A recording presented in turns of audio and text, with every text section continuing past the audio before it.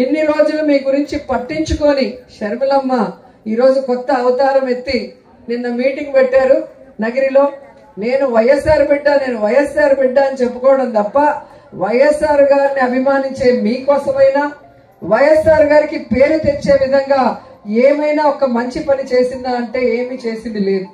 మొన్నటి వరకు తెలంగాణలో వైఎస్ఆర్ తెలంగాణ పార్టీ అని పెట్టి నేను ఇక్కడే పుట్టాను, ఇక్కడే పెరిగాను, ఇక్కడే పెళ్లి చేసుకున్నాను, తెలంగాణ ప్రజలే నా ప్రజలు, వాళ్ళకి సర్వీస్ చేస్తాను చచ్చిపోయేంత వరకు అనింది.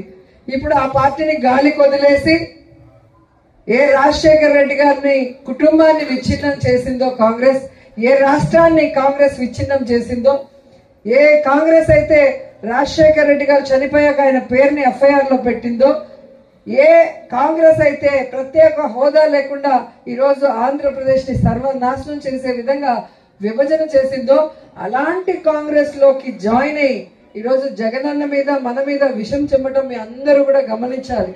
ఎందుకంటే నిజమైన రాజన్న బిడ్డ జగనన్న మాత్రమే.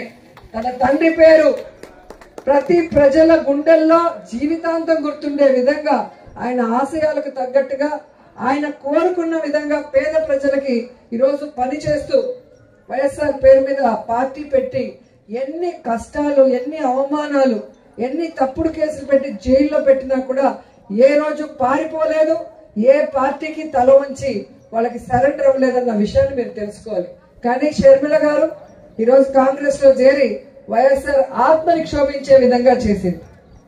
ఈరోజు జగనన్నని ఓడించడానికి చంద్రబాబు నాయుడు వదిలిన బాణం లాగా చంద్రబాబు నాయుడికి మంచి చేకూరే విధంగా వైఎస్ఆర్ కాంగ్రెస్ పార్టీ ఓట్లు చీల్చడానికి మా నాన్న వైఎస్ఆర్ అని చెప్పుకుంటుందే తప్ప నాన్న పేరు నిలబెట్టే విధంగా ఏమీ చేయలేదనేది మరొకసారి గుర్తు చేసుకోవాలి.